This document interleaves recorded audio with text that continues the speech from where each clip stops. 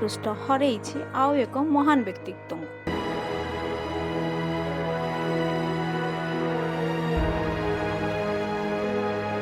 तपति तथा राज्यसभा सांसद रघुनाथ महापात्र परलोक। विशिष्ट स्थपति पद्म विभूषण रघुनाथ महापात्र आउ नाहांती। चिकित्साधीन अवस्था तांकर देहांत होईछि। कोरोना रे आक्रांत होई से भुवनेश्वर एम्स रे भर्ती होइथिले, हेले स्वास्थ्य अवस्था गुरुतर हेबारु तांको गत एप्रिल 22 रे वेंटिलेटर रे रखा जायतिला। रघुनाथ महापात्र पद्मश्री, पद्मभूषण और पद्म विभूषण रे सम्मानित होइथिले। रघुनाथଙ୍କ वियोग राज्य तथा देश पई एक अपरणीय क्षति।